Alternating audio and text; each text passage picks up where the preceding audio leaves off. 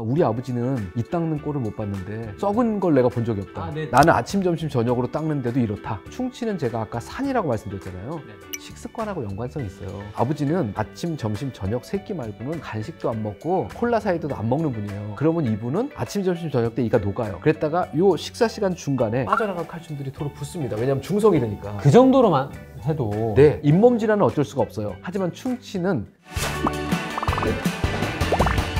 첨단 칫솔이라는 게 또 있더라고요. 그게 무슨 첨단 기술이 아니고요. 끝이 뾰족하게 생겼다는 네, 얘기죠. 네. 영어로 하면 원터프트. 터프트라고 얘기하는 게 이렇게 다발로 되어 있는 건데 한 개만 있다는 얘기죠. 이게 보통 우리가 일반적으로 쓰는 칫솔이지 않습니까? 네. 요거 하나만 뽑아가지고 만들면 이렇게 돼요. 요게 첨단 칫솔입니다. 이렇게. 이 모가 다발이라는 하나의 단위가 있고 네. 그 다발이 또 여러 개 모여서 칫솔이 되는데 네. 요 한 모가 아니라 한 다발. 한 다발만 뽑아가지고 만들었다 그래서 원터프트라는 이름을 갖고 있어요. 이걸 가지고 이를 이렇게 한 개씩 닦으시라 그래요. 잇몸 테두리만 닦는 거죠. 실제로 이게 제일 좋은 칫솔입니다. 제가 칫솔 선택할 때 뭐라고 그랬냐면 머리가 작을수록 좋아요. 근데 문제는 칫솔질을 이렇게 하던 사람이 이걸 들면 상처가 심하게 날 수도 있어요. 그런데다가 이것도 다이소 같은 데서도 팔기 시작했어요. 퀄리티가 정말 쓰면 안 될 것 같은 정말로 털끝이 연마가 안 돼 있는 제품들이 시중에 너무 많아요. 이것도 생각보다는 사는 게 쉽진 않습니다. 저는 약국에서 산다고 들었는데 네. 약국에도 뭘 파느냐가 다 다르거든요. 제일 중요한 건 여기다 대고 이렇게 문질러 보세요. 살에 문질렀을 때 아무 느낌이 없이 정말로 부들부들한 느낌이 있어야 됩니다. 제가 한번 이 정도 느낌이 자극이 없는 느낌인 나중에 거고 다이소에 파는 건 이거보다 억센 게 있다는. 큰 걸로 잠깐 보여드리면 이가 이렇게 있잖아요. 여기가 잇몸이라고 보시자고요. 그러면 얘를 잇몸 테두리를 따라서 이렇게 닦고 다니시는 게 아니에요. 아닙니까? 네. 네. 이 상태에서 이렇게 동글동글하게 닦아요. 똑같이요. 그런데 이렇게 동글동글동글 닦다 보니까 어느 순간에 여기 와 있네 이렇게 되는 거예요. 이게 생각보다 되게 힘들어요. 진짜 힘들 것 같은데. 네, 그래서 완전히 자기가 수두라는 칫솔질 방법에 적응되고 나시면 아까 네 가지 원칙에 익숙하신 분 그 후에 쓰시라고 합니다. 어금니 칫솔은 뭡니까? 이게 그겁니다. 그러니까 저는 이제 어금니 칫솔로 알고 있어서 일반 칫솔 가지고 이렇게 집어넣어서 잘 닦고 있는 분이 만약에 계시다 그런 분조차 이걸 써야 될 또 이유가 있을까요? 모든 치아면을 수두라는 방법으로 닦으시면 안 쓰셔도 돼요. 이게 어디서부터 얘기가 나와서 어금니 칫솔이냐면 애들이 이렇게 쪼기가 있는데 첫 번째 나오는 영구치 어금니는 전니 뒤에서 나옵니다. 전니가 빠지고 나오는 게 아니고요. 뒤에서 잇몸을 뚫고 얘가 이렇게 나온단 말이죠. 그럼 얘가 높이가 낮죠. 그러니까 여기 음식물이 쌓여서 썩겠죠. 그런데 얘가 들어가면 저 뒤에 나오는 어금니를 피해서 요걸 닦을 수 있어요. 이렇게요. 그래서 나온 게 어금니 칫솔이에요. 그 다음번에 요거 맨 뒤에 쪽에 뒷면 닦을 때도 조금 효용성이 있다. 그래서 이걸 가지고 모든 치아를 다 닦는 거는 원래 아니고 처음에는 그런 용도로 나온 겁니다. 실제로 어금니 용도가 맞긴 했고. 그런데 이제 털이 부드러워지고 칫솔질 방법이 올바르다 그러면 모든 잇몸 테두리 이걸 닦으면 좋겠다. 아래 앞니가 많이 삐뚤어지신 분들은 칫솔머리가 작아야 그 틈바구니 안에 들어갈 거잖아요. 약간 부정교합으로 삐뚤삐뚤하신 분들. 네. 그래서 이거를 일반적으로 꼭 쓰세요라고 할 만한 도구는 아닌 것 같아요. 칫솔질을 못할 경우에 가글을 많이 사용하지 않습니까? 저는 이제 많이 접하는 게 편도선염 걸려가지고 이비인후과 갔을 때 처방해주면 집에서 며칠 하고 모임 나갔을 때 칫솔 안 들고 왔을 때 혹은 또 매일 쓰시는 분도 계신 것 같고 그런 사용 방법에 대해서 좀 어떻게 보시는지. 일단 가글제로 쓰고 있는 거는 국내에서는 한 3종류 있는 것 같아요. 치과에서 주로 환자분들한테 처방해서 쓰라고 얘기하는 클로렉신이라고 하는 재질이 하나 있고 헥사메딘. 그 다음에 또 다른 거 하나는 이제 리스테린이라는 상품명을 갖고 있는 게 있고 그 다음번에는 CPC라고 얘기하는 성분명을 갖고 있는 게 있습니다. 리스테린은 고유명사기도 하지만 사실 제가 뭐라고 그러냐면 한약이라고 그러거든요. 한약이 우리나라에만 있었던 게 아니고 외국에도 다 있었어요. 외국 한약 중에 현재 살아남아 있는 걸 우리가 보통 허브라고 부르고 있는 거거든요. 그 허브 중에 몇 개 이렇게 나와서 보니까 이게 식물성인데 세균이 죽더라. 처음에는 바닥 청소제로 썼대요. 그런데 생각해보니까 다 먹는 거잖아요. 거기 뭐 맨솔도 먹는 거고 페퍼민트도 먹는 거고 뭐 유칼립투스 오일도 있습니다. 그러니까 이거를 입에다 넣어도 아무 문제가 없겠네? 라고 해서 이걸 가지고 가글을 하자라고 한 사람 이름이 리스테린이에요. 그런 성분이 하나 있고요. 세균이 죽느냐 죽습니다. 그 다음번에 또 하나는 이제 CPC라고 해서 이름도 어려운 세틸피리디움 클로라이드라는 성분인데 얘도 세균이 죽어요. 그게 가글입니다. 네네. 그러니까 돌아다니는 가글 중에 리스테린이 아니면 다 가글인이에요. 이름이 어떻게 생겼든 간에 무조건 가글인입니다. 가글인 계열. 예, CPC입니다. 고르실 때는 그냥 싼 CPC를 쓰시면 돼요. 성분은 똑같으니까. 그 다음번에는 치과에서 쓰는 클로렉시딘, 헥사메딘 이게 다 세균들을 죽인답니다. 원리는 조금씩 차이가 있지만 근데 이제 문제는요. 다 죽인대요. 유해균, 유익균, 상주균이 다 죽어요. 그러니까 우리가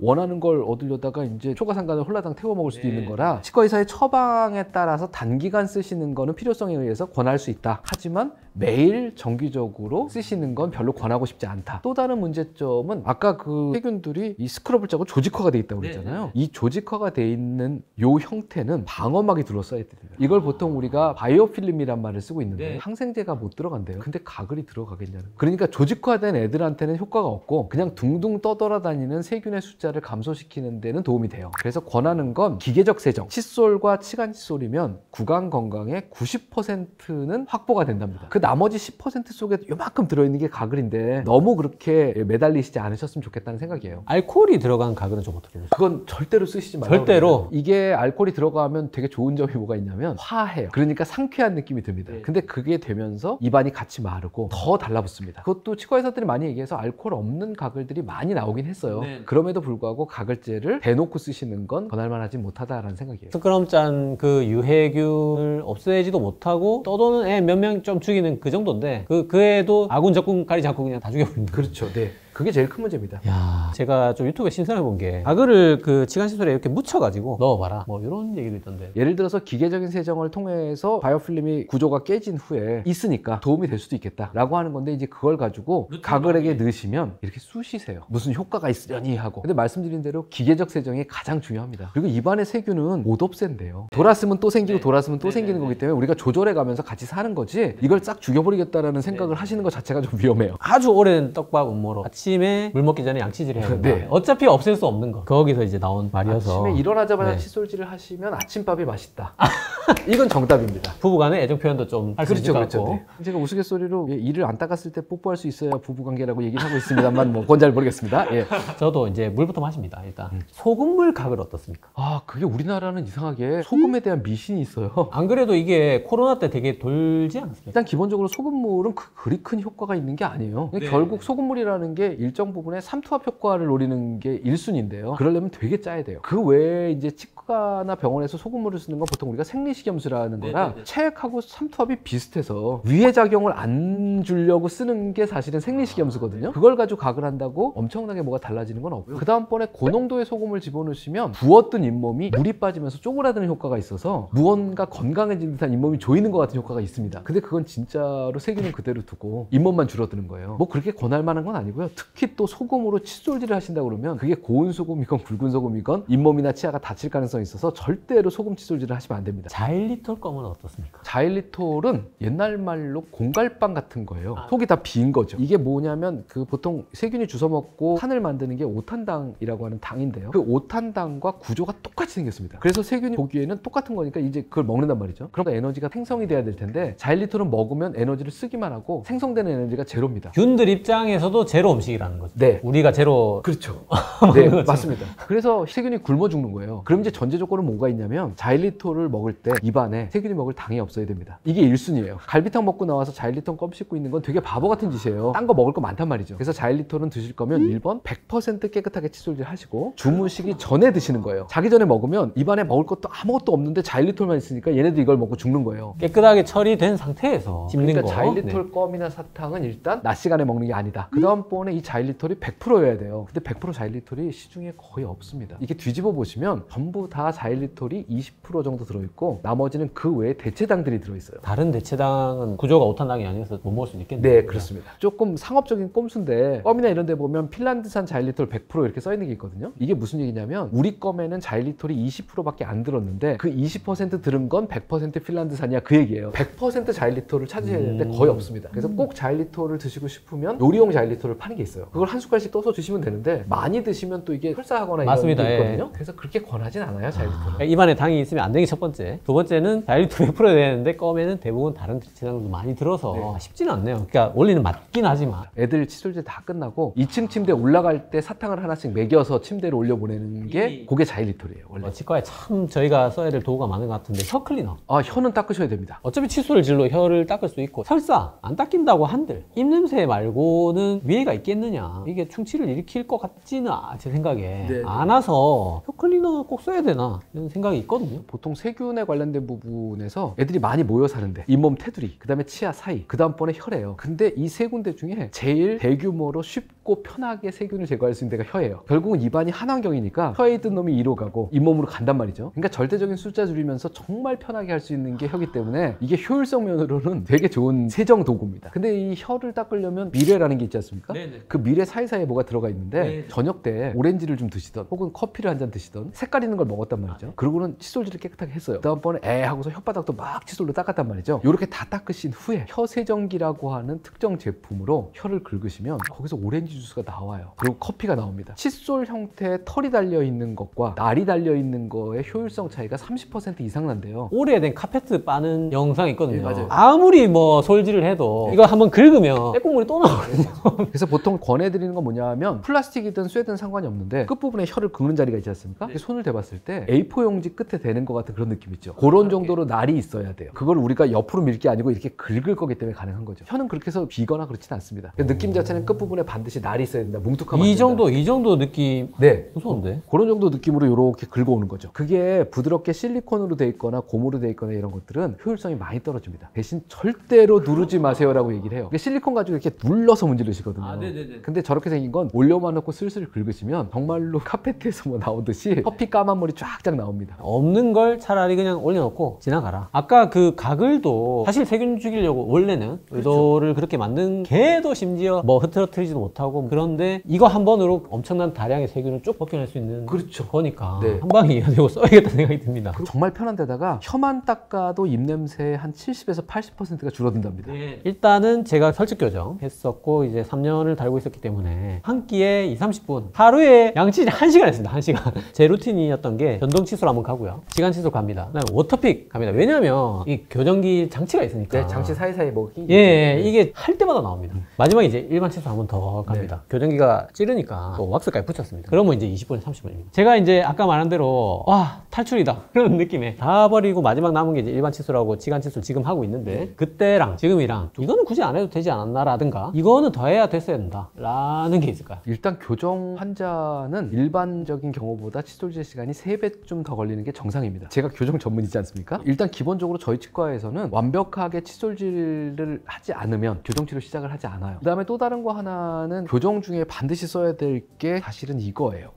일반적인 칫솔 가지고는 말씀하신 교정 장치 주변부가 안 닦여요. 전동 칫솔은 방식이 두 가지가 있는데 하나는 이렇게 돌아가는 방식이 하나 있고요. 돌아가는 거 있어요. 안 닦입니다. 왜냐하면 철사를 계속 치고 장치를 치기 때문에 얘는 사실 교정 중에 못 쓰는 거고요. 제가 사실은 2개 다 썼습니다. 음파 방식이라고 이렇게 떠는 네, 방식을 네, 쓰는 네, 게 네. 맞는데 요즘 나와 있는 전동 칫솔 중에 얘가 꽂히는 전동 칫솔이 있어요. 그게 베스트입니다. 그러면 하나씩 닦을 수 있기 때문에 교정 환자들은 이렇게 생긴 전동 칫솔을 쓰세요라고 왜냐면 시간을 줄이려면 그렇게 권하고 있고 워터픽이라고 말씀하시는 게 네, 이제 네. 물 나오는 거잖아요. 네. 물을 막 뿌리면 교정 장치 사이사이에 있던 음식물 찌꺼기나 고춧가루 같은 게 나온단 네, 말이죠. 네, 네. 근데 그게 다예요. 다란 얘기는 쇠에 붙어 있는 고춧가루는 아무 짓도 못 합니다. 물 분사기 쓰시는 분들이 요즘 많은데 결국 칫솔질은 세균하고 싸우는 거예요. 세균을 어떻게 해야 되는데 세균 막이라고 그러지 않았습니까? 비가 많이 왔어요. 차에 흙도 묻고 막 이렇게 지저분하단 말이죠. 그럼 이제 우리가 세차장에 가면 처음으로 하는 게 물 뿌리는 겁니다. 이게 워터픽이죠. 고압 물 세차기 가지고 쫙 뿌린단 말이죠. 그거 끝내놓고 그냥 집에 오시는 분 없죠. 다 떨어진 것 같은데 세차 끝났나 그러고 가서 차 면에다 대고 손만 이렇게 긁으면 때국물이 쭉 흘러요. 이건 절대로 물 분사기로 안 떨어지는 거고 솔질해야 되는 거거든요. 워터픽이 딱 거기까지입니다. 음식물 찌꺼기가 빠지고 덩어리가 빠질 뿐이지 세균 막은 하나도 못 건드려요. 그러니까 차라리 그 시간에 칫솔을 한 번 더 쓰세요. 보통 그래요. 교정치료 기간 중에는 되게 열심히 잘 닦으신 건 분명히 맞고요. 그 습관이 나중에까지 유지되면 평생 건강하게 사는데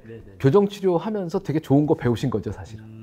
사실 이제 저는 뭐 전동 칫솔, 일반 칫솔, 뭐 지간 칫솔 다 해가지고 이제 세균막을 벗긴 상태에서 워터픽을 썼다고는 생각합니다. 방금 충격적으로 와닿았던 건 뭐냐면 고춧가루는 아무 짓을 못한다. 우리 입장에서 위험해 보이는 애를 날리는 역할인 거였네요. 그게 오랜 시간이 지나서 분해가 되면 세균이 먹을 수도 있겠지만 우리 눈에 보이는 큰 덩어리 나왔다고 칫솔질이 끝났다는 건 아닌 거죠. 설거지는 눈으로 보기에 접시에 아무것도 없는 것처럼 보이지만 손대봤을 때 미끄덩거리는 걸 닦는 거예요. 칫솔질은 이빨 사이에 낀 게 아무것도 없어 보일 때가 칫솔질 시작하는 시점입니다. 눈에 보이지 않는 세균막을 조절하는 거지 음식물 찌꺼기를 빼는 게 아니기 때문에 그렇습니다. 제가 지금 일반 칫솔, 시간 칫솔, 혀 클리너 네. 이제 사겠습니다. 반드시. 그렇게 세 가지만 쓰시면 됩니다. 아, 그렇게 세 가지? 아, 100%. 아, 저는 답이 딱 섰는데 지금 영상 보시면 이제 95% 정도는 일반 칫솔 하나만 아마 쓰고 계시지 않을까 그래서 생각하는데. 보통 저희 병원에서도 환자분들한테 이제 알려드릴 때 칫솔질이 올바른 방법으로 수두로 잘 닦게 되시면 시간 칫솔 얘기를 그 다음에 합니다. 그러니까 진도 나간다고 생각하시는 게 맞고요. 처음부터 잘 안 되고 있는데 하루에 이거 해서 쫙 늘어놓으시고 모든 걸 다 하시려고 그러면 지쳐서 못 하세요. 아까 SOOD 그거부터 습관을 좀 들여보시고 양치질의 시간 칫솔 정도는 정말 오늘 이 시간 더 해보면 좋을 것 같고 유튜브 되고 알았습니다. 충치가 메인 빌런이 아니었다. 사실은 치주염이었다. 치과 질환 안에서 우리나라 진료 1위가 아니고 우리나라 전체 질환 중에 혈압당뇨 고지혈증 무슨 뭐 감기부터 해서 뭐 다 해서 치주염이 1위더라고요. 진짜 충격받았는데 이가 다 빠지는 게 저는 충치라고 생각했는데 충치가 아니라 치주염이 정말 메인 빌런이더라고요. 일단 잇몸 질환이라는 거는 처음에는 잇몸이 살이 붙습니다. 염증이죠. 근데 그거는 닦으면 안 생겨요. 안 닦았으니까 세균과 음식물 찌꺼기가 염증을 만들어서 잇몸이 붓는 거거든요. 3주 동안은 잇몸 살에만 염증이랍니다. 3주 안에 깨끗하게 닦으면 이걸 보통 우리가 치은염이라고 그래요. 치은염. 예, 네네. 이건 이제 겉에 번 염증이에요. 근데 3주 이상 칫솔이 안 닿으면 그 자리에서부터 이제 뼈가 녹기 시작해요. 그렇게 아침, 점심, 저녁으로 거품 내가면서 치카치카 매일 하는데 3주 동안 칫솔이 한 번도 안 닿은 자리가 그렇게 많다는 거예요. 이게 놀라운 일이거든요. 사실 한편으로 보면 모든 환자분들이 다 자기는 이를 닦는데요. 그런데 말씀드린 대로 잇몸뼈가 녹는 건 그 자리에 3주 이상 한 번도 안 건드린 자리에서 뼈가 녹는 겁니다. 안 닦이는 게 아니고 못 닦는 거라고 보는 게 맞는데요. 3주가 지나고 나면 잇몸뼈가 조금씩 녹아서 없어져요. 오늘 내려가는데 여기가 아프면 치과에 오실 거예요. 근데 안 아파요. 잇몸의 염증은 거의 안 아픕니다. 그렇게 10년을 지내시고 나면 이제 30대 중반쯤 된단 말이죠. 30대 중반쯤 되면 뭐라고 그러시냐면 여기가 시려요 그러고 오세요. 시리단 얘기는 덮여 있어야 될 치아의 뿌리 부분이 노출이 되던 얘기예요. 뼈가 내려가고 잇몸살이 따라 내려가서 이제 이 부분이 뿌리가 드러났으니까 시린 겁니다. 그게 10년 동안 안 닦은 결과예요. 그래서 어쨌건 간에 그 시간이 40대 50대가 되면서 뿌리가 절반 이상씩 드러나는데 이분들이 정기적으로 치과에 가서 오랫동안 안 닦인 거를 깨끗하게 닦는 치료를 받으세요. 그게 스케일링 잇몸 치료예요. 그래서 스케일링 잇몸 치료를 했으면 병의 원인 되는 물질들을 치과 의사가 깨끗하게 닦아드린 거예요. 그럼 그게 다시 안 껴야지 되잖아요. 근데 또 낀단 말이에요. 그리고 또 6개월 후에 가서 또 치료를 받아요. 그 6개월 동안은 뼈가 또 내려간 거죠. 이렇게 해서 50이 되고 60이 되면 이제 이가 흔들려서 빠지는데 충치는 얘 하나가 썩어서 빠지는 거예요. 근데 잇몸 질환은 그 동네 세트로 망가집니다. 이쪽에 4개 빼고 앞니 6개를 빼고 하는 게 한꺼번에 일어나니까 임플란트 개수가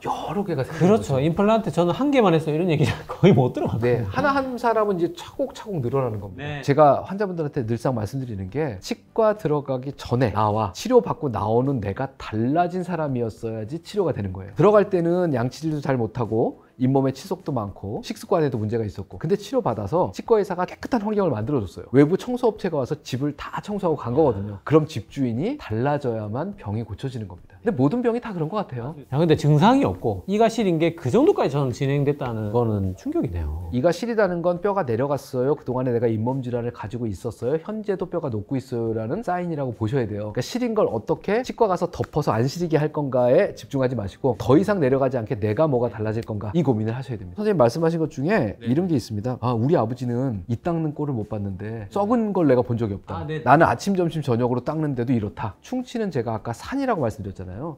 식습관하고 연관성이 있어요. 아버지는 아침, 점심, 저녁 3끼 말고는 간식도 안 먹고 콜라 사이드도 안 먹는 분이에요. 그러면 이분은 아침, 점심, 저녁 때 이가 녹아요. 그랬다가 요 식사 시간 중간에 빠져나간 칼슘들이 도로 붙습니다. 왜냐하면 중성이 되니까. 그 정도로만 해도 네, 잇몸 질환은 어쩔 수가 없어요. 하지만 충치는 정해진 시간에만 먹고 물만 마시는 사람들은 많이 안 생겨요. 그런데 나는 죽어라고 이를 닦는 것처럼 보이지만 계속 주머니 속에서 간식 꺼내서 먹고 책상 서랍에서 꺼내 먹고 커피 하루 종일 빨고 있고 이러면 썩는 겁니다. 모든 일에는 다 원인이 있지 원인이 없는 일은 없어요. 사실. 이 얘기 좀 여쭤보겠습니다. 저녁 먹고 양치했습니다. 네. 과자를 먹었어요. 양치를 당연히 반드시 해야겠죠. 일단 2가지를 나누셔야 돼요. 잇몸 질환은 하루에 2번, 12시간에 한 번씩 들어가서 세균막을 잘 흐트러 놓으시면 아무 상관이 없어요. 잇몸 질환 측면에서는 내가 이를 닦았고 내일 12시간 후에 아침에 또 닦을 거면 과자를 먹어도 아무 상관이 없는 거예요. 그런데 충치라는 측면으로 봤을 때는 과자라는 놈이 당분으로 분해되면서 산을 만들고 이를 썩게 만들 거란 말이죠. 내가 할 수 있는 일은 칫솔질해서 제거를 하든가 그게 아니면 물로라도 희석을 시키든가 그게 아니면 불소치약을 열심히 쓰든가 뭔가 다른 방법은 찾아야죠. 그래서 항상 2가지를 좀 다르게 보셨으면 좋겠어요. 충치와 잇몸 질환을. 어쨌든 뭐 충치도 예방하니까 양치하는 게 베스트겠지만 잇몸만 봤을 때는 아주 결정적이진 않고 치아를 위해서는 닦도록 하고 이런 관련해서 질문이 많습니다. 그 콜라를 먹고 언제 닦아야 됩니까? 이거 제가 듣는 데마다 좀 다른 것 같아서. 그게 이제 인터넷에 가십처럼 나와서 돌아다니는 네네. 얘기인데 전에 했던 실험에서 나온 얘기예요. 입안에 당분이 들어가면 대략적으로 3분 정도가 지나고 나면 pH가 4 밑으로 떨어진대요. 근데 pH가 5쯤 되면 이가 녹는단 말이죠. 5.5쯤 되면 녹습니다. 콜라를 먹으면 강산이잖아요. pH 2점 몇 정도밖에 안 됩니다. 이 상태에서 만약에 내가 칫솔질을 치질을 한다고 들면 치아 표면이 푸실푸실하게 녹아있는 상태에서 이가 깎일 거란 얘기죠. 중성화가 되고 어느 정도 복구가 된 다음에 닦는 게 좋겠다라는 게 이 전체적인 스토리긴 해요. 근데 보통 칫솔질을 언제 하는 게 좋아요? 라고 물어보시면 밥숟가락 내려놓고 한 30분 이상 지난 후에 이를 닦는 게 좋다. 그러면 콜라를 먹은 후에도 20-30분 지난 후에 닦는 게 좋겠다. 그 중간에는 침도 돌고 맹물도 도는 건데 그 중간에 산을 계속 집어넣으면서 이런 얘기하면 안 되는 거고요. 보통 직장 생활 하시는 분들은 밥 먹고 수다 떨고 오후 근무 시작하기 직전 10분 전에 이를 닦아서 10분 동안 닦으시라는 게 보통 일반적인 권고사항입니다. 결국은 이게 치아의 마모를 막기 위한 얘기거든요. 연마제 적게 들어있는 치약 쓰시고. 연마제요? 치약 안에 돌가루가 들었어요. 그런데 이게 안타까운 건 돌가루가 얼마나 이를 깎게 만드는지를 알려주는 지표 같은 게 있거든요. 그게 의무 표시 사항이 아니에요. 이 치약에 연마제가 얼마나 들어있는지를 소비자가 알 방법은 없는데 마트에서 사시는 치약은 전부 다 연마제가 많이 들었어요. 치약에 안 넣어야 될 게 네. 아까 세 가지로 겨우 정리했는데 계면활성제, 민트, 단맛, 연마제도 안 들어가야 되는데 심지어 이건 알 방법도 없다. 알 방법이 없어요. 거품과 민트하고 똑같이 이걸로 닦으니까 정말 뽀독뽀독하니 기분이 네네네. 좋아. 이 뽀독뽀독하니 기분 좋아가 연마제가 많이 들었어 하고 똑같은 얘기예요. 마트에서는 그런 제품이 팔리기 때문에 그래서 연마도가 낮아요 라고 아예 광고를 열심히 하고 있는 치약은 자신이 있으니까 할 거니까 그런 걸 고르시는 것도 방법이고 그나마 그게 조금 알 수 있는 그 다음번에는 내가 쓰고 있는 게 연마제가 많은가 적은가를 보실 수 있는 건 집에 은박지 있으시잖아요. 은박지를 펼쳐 놓으시고 치약을 동량을 짜세요. 만약에 내가 3종류의 치약이면 그 3개를 짜서 손으로 이렇게 문지르는 거죠. 그렇게 해서 한 30번쯤 문지르시고 이렇게 닦아보시면 알루미늄이 은박지니까요. 까맣게 묻어 나옵니다. 알루미늄이 묻어 나올 정도면 안 넣으면 좋겠는데. 그래서 이게 되도록이면 까만 게 적게 나오는 거. 안 나올 수 있으면 좋겠지만 안 나오긴 힘든 게 연마제가 안 들어가면 치약으로서 허가가 안 나와요. 그래서 결론적으로는 비싼 걸 쓰셔야 돼요. 그게 정답이에요, 사실은요. 여러 가지 기능성 치약들이 있지 않습니까? 3가지 정도 제가 여쭤보고 싶은데 미백 치약 어떻습니까? 일단 기본적으로 미백 치약은 아무 효과가 없습니다. 미백은 옥시크린하고 똑같아요. 산소방울이 때를 잡아서 물고 나오는 거거든요. 이에 붙어있는 속에 들어있는 색소를 산소방울이 끄집어내는 겁니다. 그래서 보통 과산화수소 같은 거가 이에 닿으면 이가 하얘진대요. 치과에서 쓰는 건 보통 10%부터 40%까지의 농도를 써요. 그런데 이게 농도가 높아지면 위험하기 때문에 치약 안에는 최대 3%까지밖에 못 집어넣습니다. 그게 효과가 없어요. 미백 치약은 효과가 없습니다. 그 안티프라그 치석 제거 치약은 어떻습니까? 그게 안티프라그라는 게 상품명으로 예전에 나왔었거든요. 프라그를 제거한다는 의미잖아요. 모든 치약은 프라그를 제거할 수 있죠. 칫솔로 닦으니까요. 그래서 그건 특별한 치약이 아니에요. 그냥 칫솔질 하면 다 안티프라그입니다. 예전에 프라그란 말을 일반인이 잘 모를 때 그때 상품명으로 만들었던 치약이에요. 기능성 아닙니다, 그거는. 잇몸 치약도 있지 않습니까? 치약은 충치 예방을 위해서 쓴다고 그랬잖아요. 네. 그러니까 잇몸을 얘기하는 치약은 조금 과해요. 네. 그런데 이제 이게 있어요. 우리나라가 참 법이라는 게 그래서 식약처에서 치은염 및 치주염을 예방할 수 있다라고 쓰려면 토코페롤 아세테이트라든가 그다음에 뭐 염화나트륨 같은 게 들어가 있으면 그냥 그걸 쓸 수 있는 거지 얘를 써서 잇몸이 엄청나게 좋아지진 않아요. 잇몸은 칫솔질로 좋게 만드는 겁니다. 기능성 치약에서 제일 많은 건 사실 시리니 치약이에요.